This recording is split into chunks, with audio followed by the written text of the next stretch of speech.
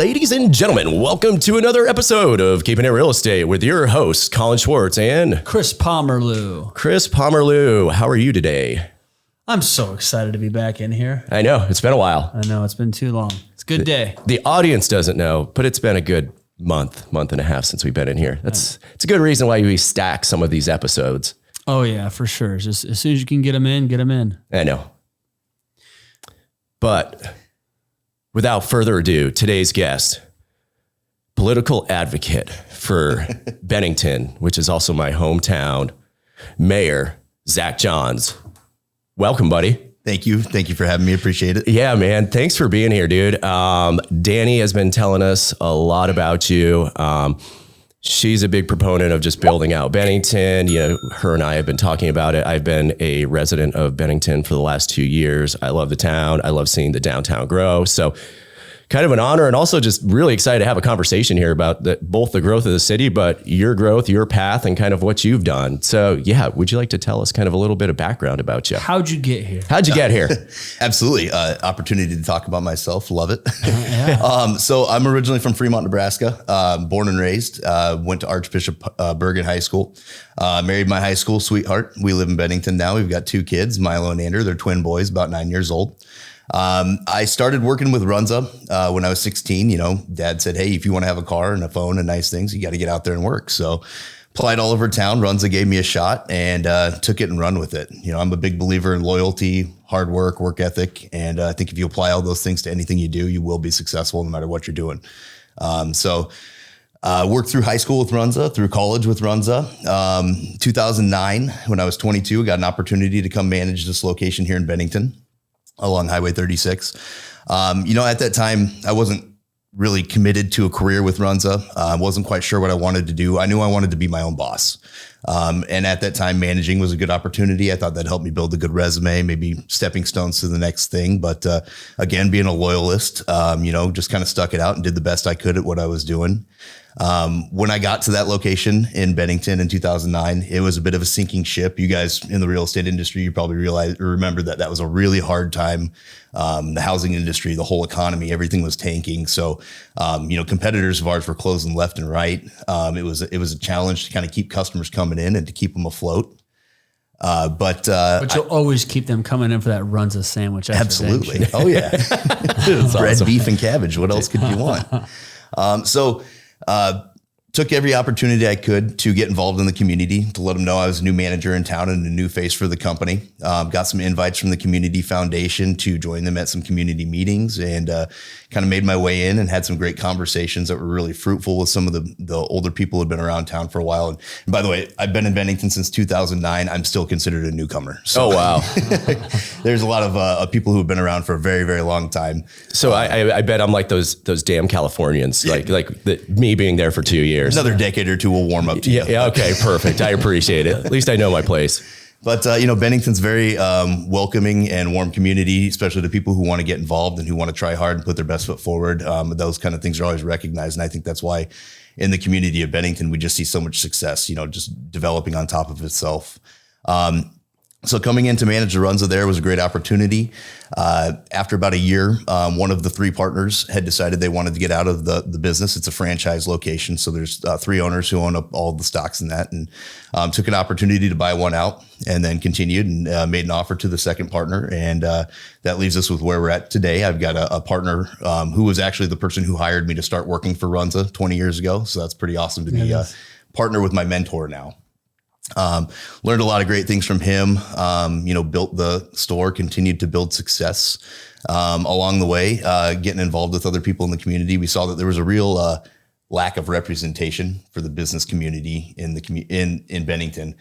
You know, a lot of businesses run out of the home, not a lot of brick and mortar, but not a lot of unity because of that. So we started holding some meetings and getting some people together, and we decided we wanted to form a chamber of commerce. So we did that, I think, in 2011. Oh, cool. Founded the Chamber of Commerce, or sometime right around that time. And I was actually the founding president, the first person to step up, or the last person to say not it, really was the case. like the HOA president, right? Yeah, exactly. But some great opportunities to, you know, flex a little bit of leadership muscles there. got involved with more people, started attracting more businesses to the community. You know, we wanted to serve as a beacon for the growth of the business side of the community. Continued to feel there was a little bit of a lack of representation from the city or desire from the city to be involved with the business community and to grow our economy. So then at that point, I decided to run for city council. So I ran for a term of city council. Let's see, that would have been 2017, and did one term, and then decided to run for mayor after that, and was fortunate enough to run unopposed. So I didn't have to put together a huge campaign, was able to just kind of focus on the task at hand. And that's where we are today. Bennington's been so awesome to me, to my family. And then a little over a year ago, had the opportunity to open up a second runs location on the south side of town, near Waterford Development. That's great. Yeah. It's been a great growth opportunity, great success story for me. Runs is a fantastic company.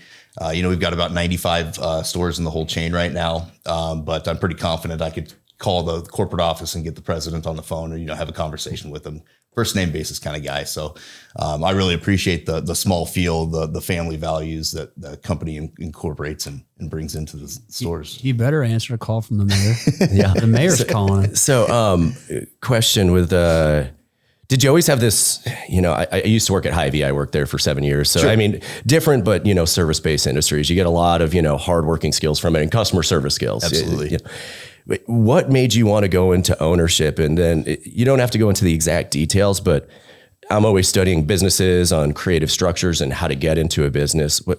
How did you getting into or buying out the partners look like? Was this like kind of a sweat equity piece? Was it just cash trade? Or I'm just always curious because I always think there's creative ways to get into projects. Sure. Cause it's cool going from, a kid working through high school, college, and you become the manager knowing that it's bringing you a lot of skills, and then you actually start owning it. And as we know, ownership is what creates equity and what creates wealth. Yeah. You can have the highest salary in the world, but that's it. That salary goes away and there's nothing else.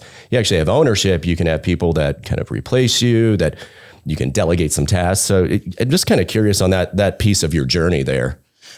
So, again, a loyalist, and I've always been happy with where I'm at in life, but I'm somebody who's kind of never in that content. I always want a little bit more.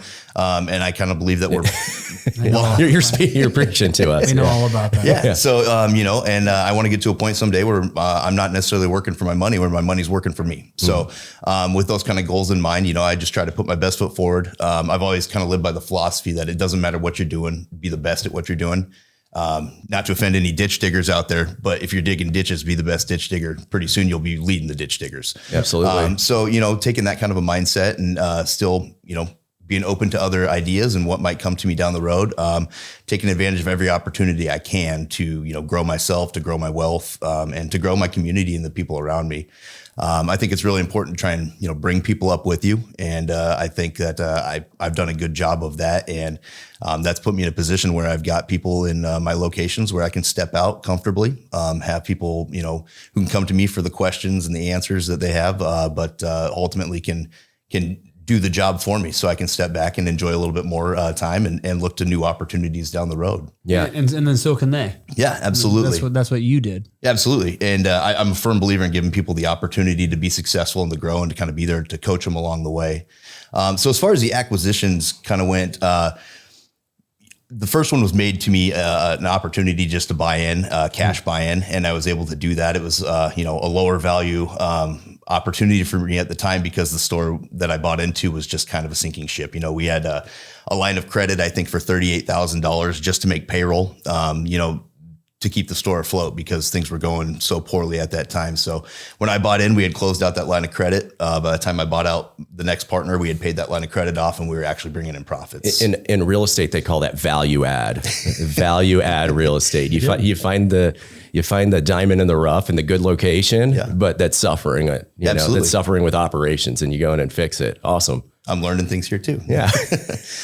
So that was an opportunity to bite off a small piece. It was 15%. The next person I bought out had 34%. So that was a little bit bigger chunk, more than I could chew.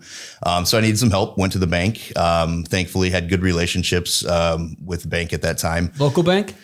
It was American National that I went to for that. And they were really good to me. My partner had, financed things through them as well. So knowing that Runza was a good, safe company and that my parents would be willing to co-sign for me, they gave me the opportunity to invest and, got that paid off and went right into the next Runza location. In fact, about 2 years before buying any property or, financing anything, started talking with Runza National and said, hey, Bennington's growing.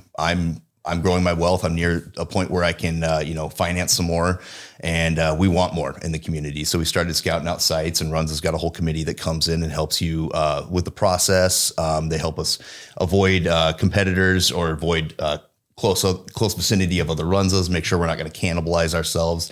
And that's a fantastic thing about having the franchise opportunity.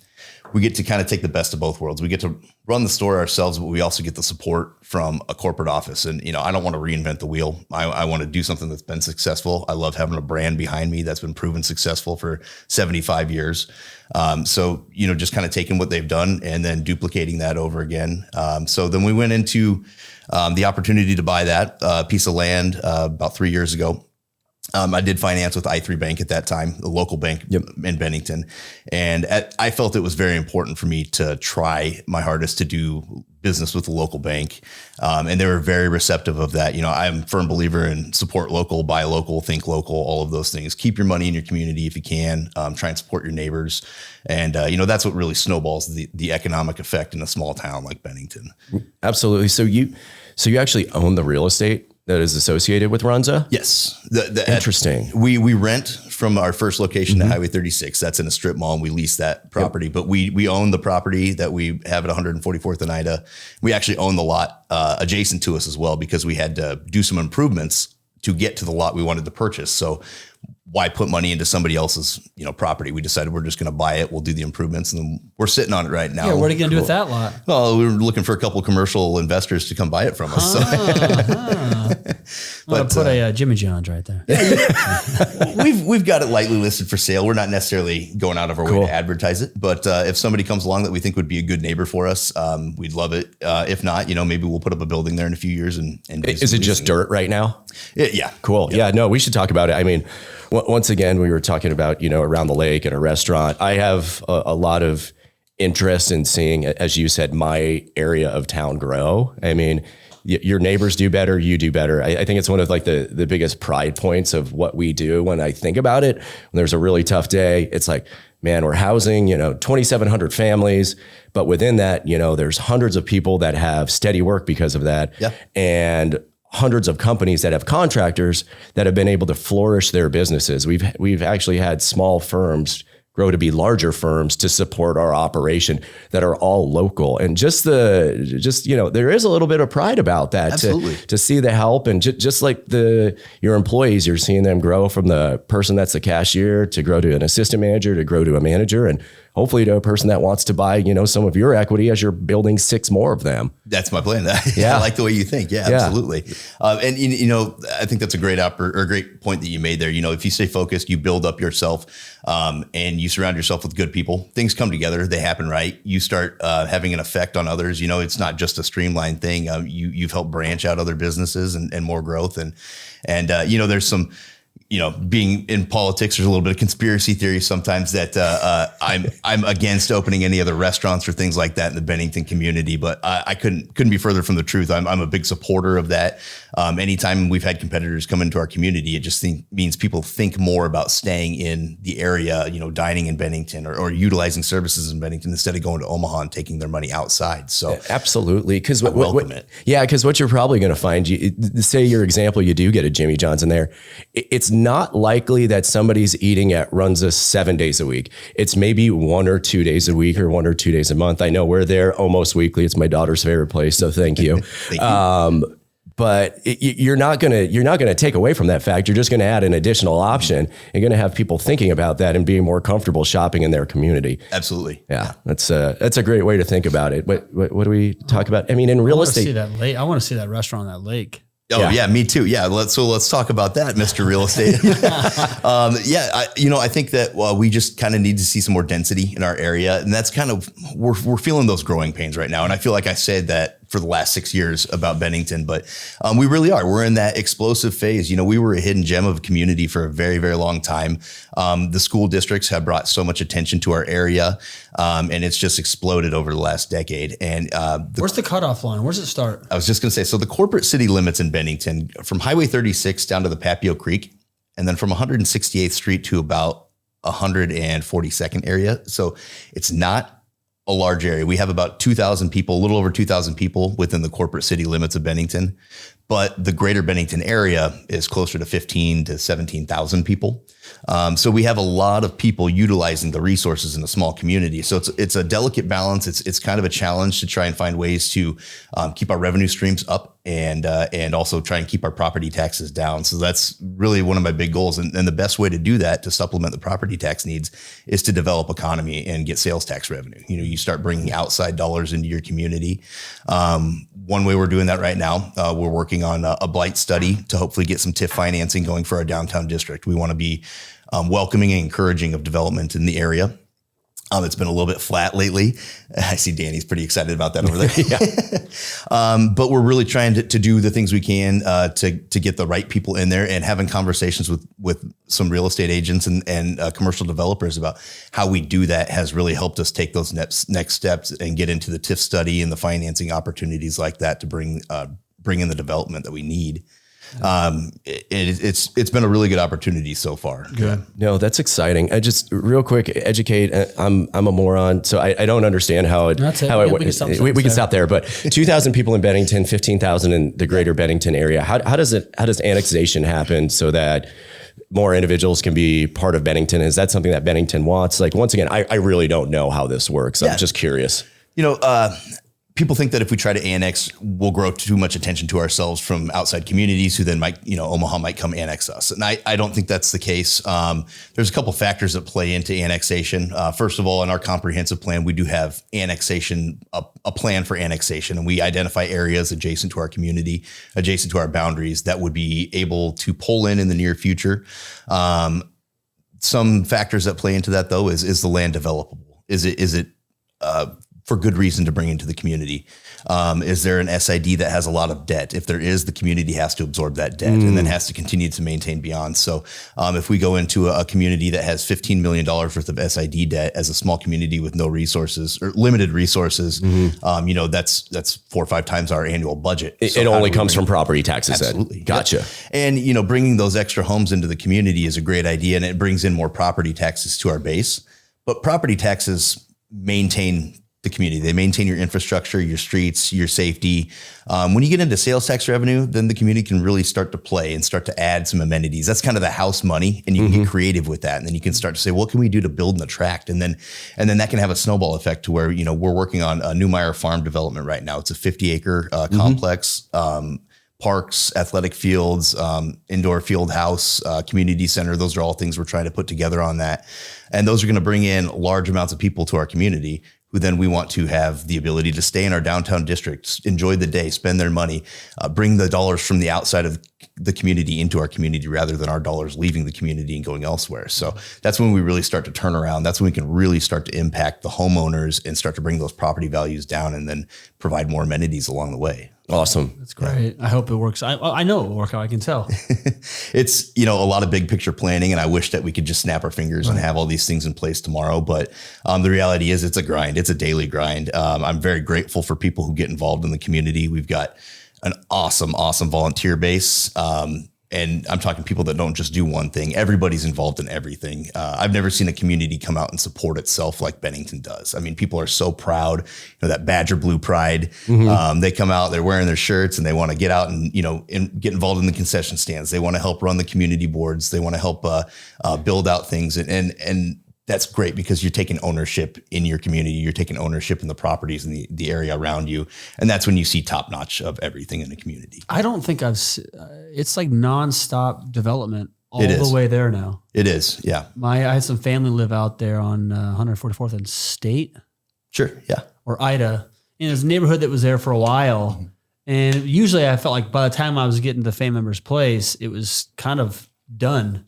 But now you go through three cornfields on the way there. You can go to the lake now from here, and it's just nothing but neighborhoods the entire time. And again, the school district drives a lot of that. But then it's up to me and the city council to try and manage that growth, stay on top of it, stay ahead of it, and do the real strategic planning. And that's something that Bennington kind of lacked at in the past. It was patchy, community here, a lot of grass in between, not a lot of forethought about how things were going to look in 50 years. That's where my mind is right now. Where are we going to be in 20 years? What do we need to do to prepare ourselves to be successful and to continue to manage this growth or to stay ahead of the game, to avoid an exodus of people going elsewhere for our community? So staying on top of our school district, maintaining our infrastructure and safety, and working with the schools to help continue to stay ahead of that curve has been really important. How long have the schools been there for? How long have they been built for? Like the high school, middle school? So when I was in high school, we used to compete against Bennington all the time. We went to Archbishop Bergen, same class, and it was all K through 12, one school. Okay. And that was less than 20 years ago. And now I think we've got 6 elementary schools, 2 middle schools, and a high school. So, that's just huge rapid expansion. And the tax levies are there, because of the rapid growth. You're building schools faster than you can pay down the debt. Yeah. So that's where, as a partner with the schools, the city council and the mayor, we come in and we try to do our best to work together. We want to build safe schools. We want to make sure that they're in, good walking distance for the kids. We want to make sure that the vicinity is right. So there's a lot of planning that goes into that. So much respect for the Bennington School Board and the effort that they put forth into that strategic planning.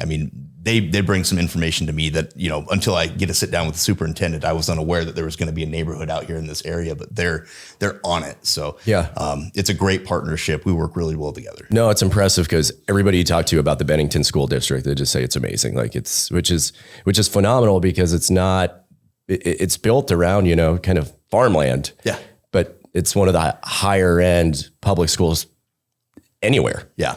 And I think that's kind of part of the benefit is that we're in an area where there's more open area to develop. We're not working within really strict confines.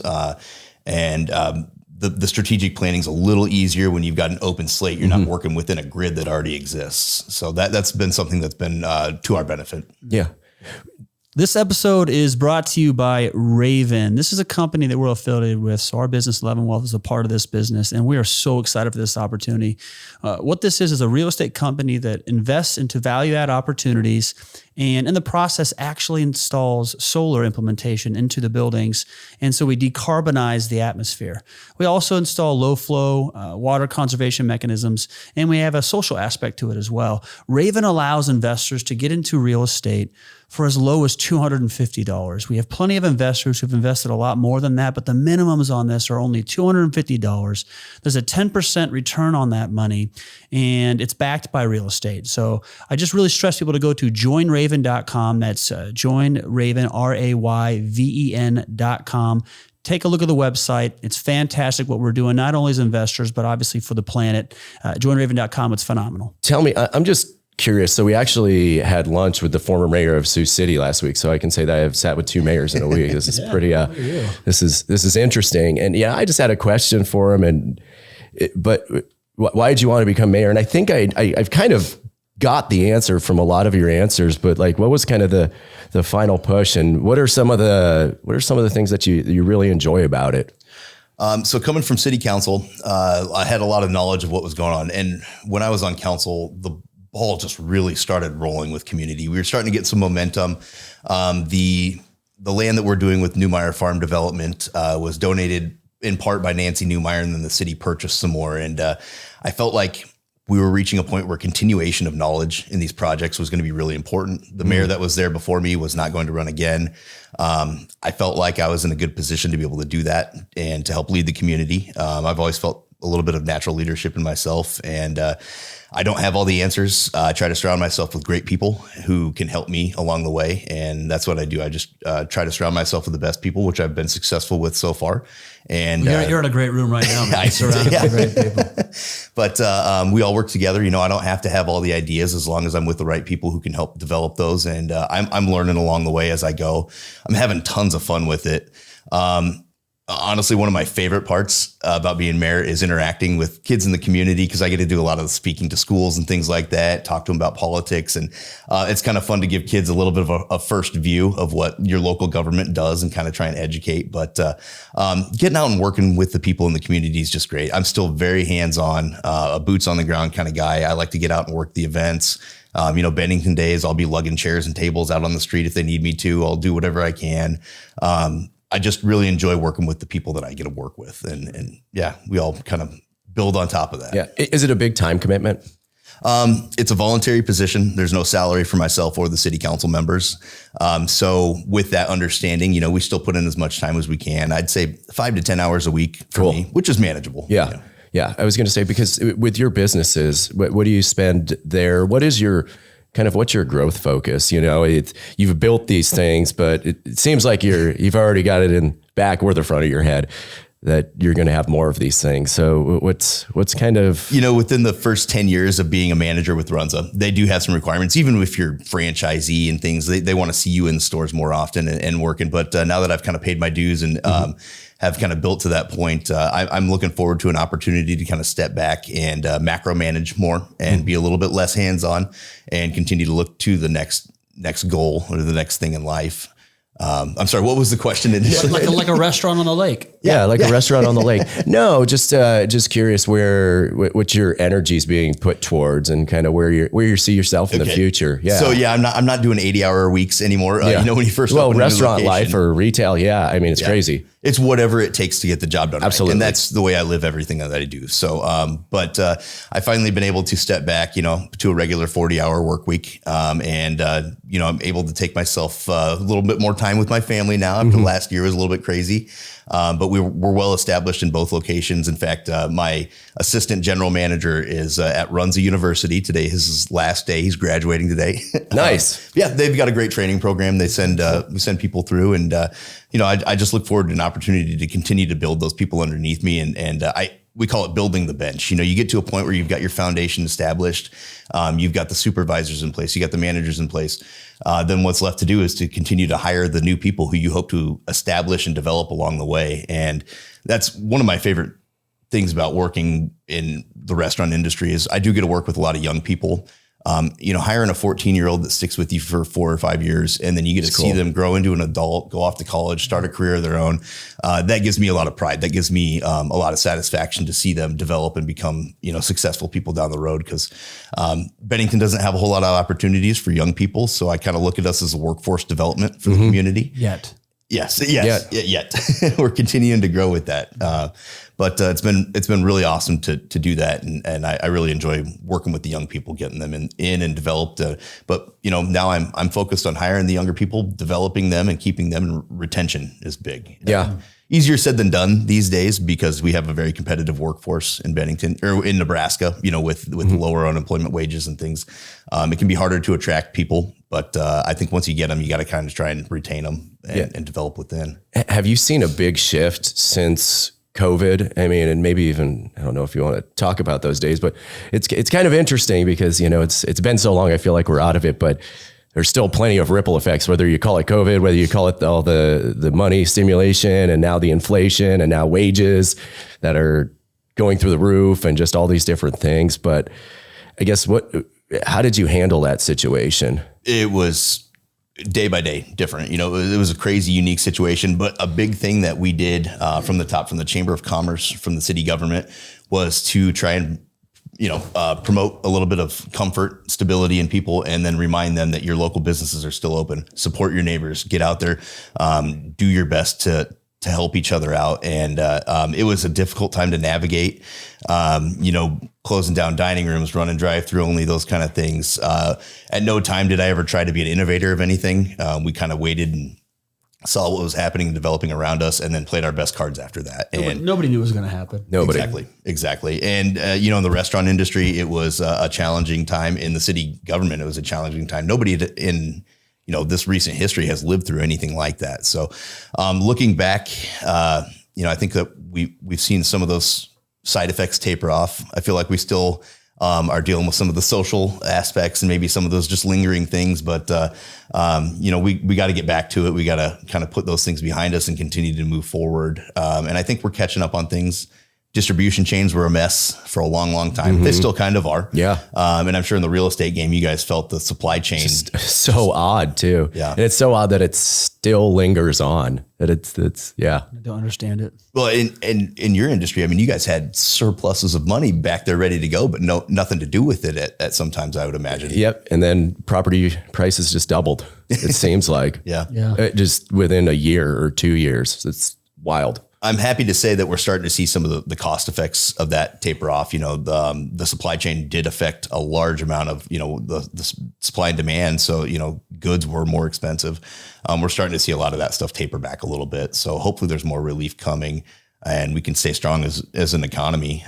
Moving forward. I'm excited for that downtown to get bustling. Me too. I'm very excited for that. I know what'll happen too, because it's already got a nice little unique setup to it. It does. Good location, and it's got a quaint, neighborly feel. So it's a comfortable feeling. Yeah, it does. You can walk around very comfortably. We're working on new sidewalks. We actually have a roadway project that's going in right now. Some of the problems that we're trying to deal with are lack of parking spaces, lack of pedestrian access.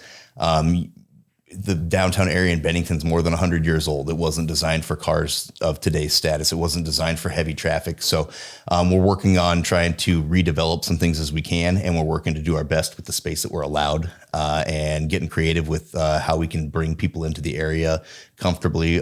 So we've got a roadway project that goes right through our downtown area right now. We're redeveloping Warehouse Street. We're doing some new sewers, and that's a big point for me because it goes into our warehouse district. So somewhere where we've got some industry, we needed to reinforce some of the roadways. We needed to improve sewers because we'd had flooding on the streets down there. And every time you get more than a couple inches of rain, you're driving through puddles. You can't access the roads. So we're redeveloping that, adding sidewalks, and doing all those little things that we can to add some amenities. We're working with NRD on adding some creekside trails along the Papio Creek. Hopefully in the next 5 or 6 years, we'll start to see some of those so we can have connectivity with our parks.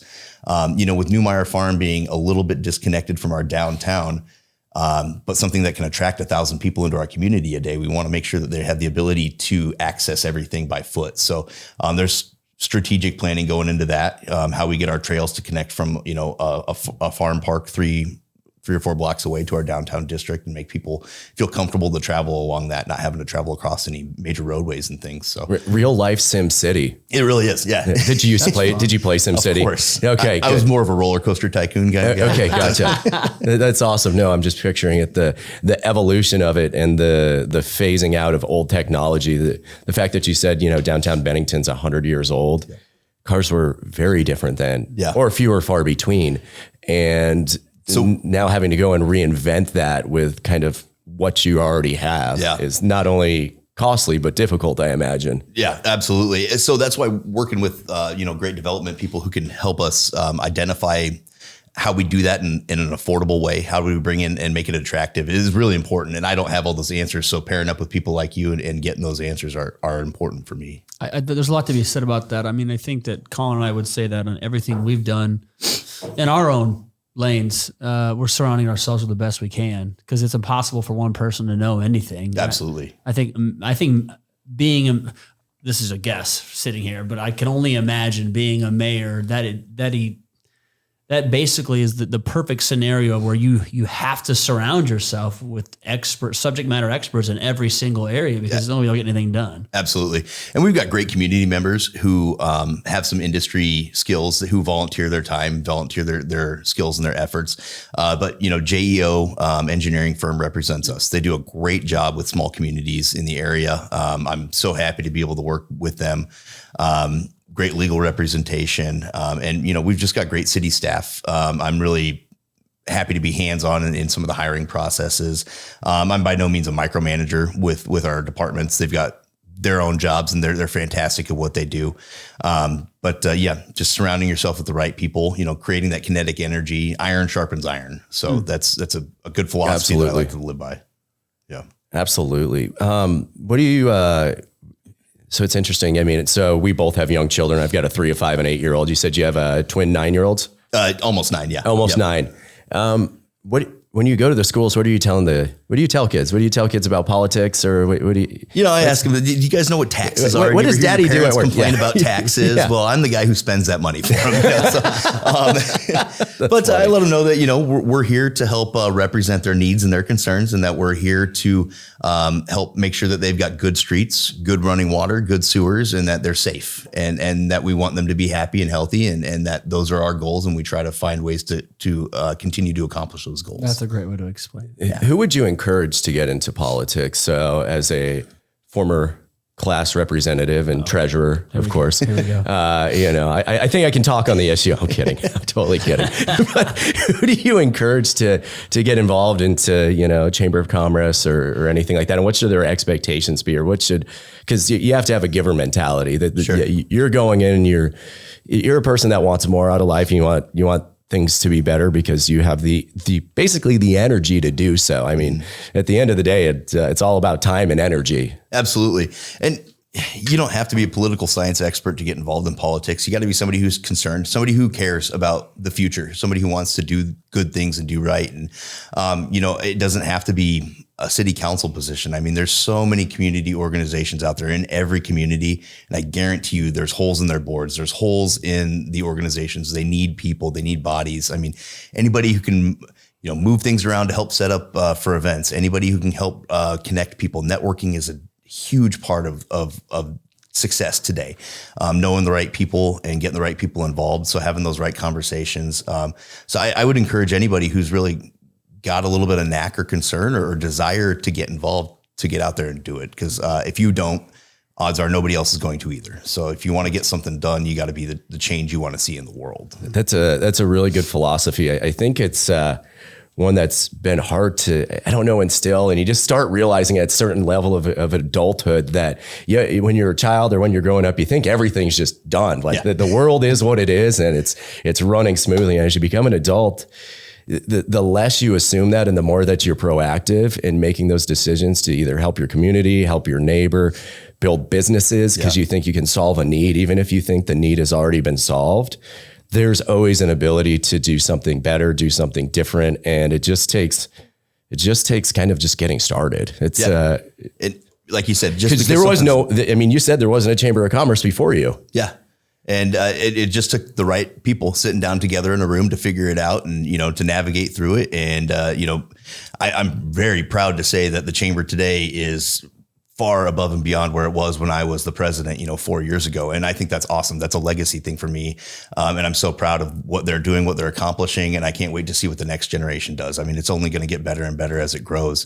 And it's just, that becomes a really cyclical thing. And the snowball effect behind that, I love seeing that growth and that energy. No, that's cool because it's got to start with one person. So when's the statue?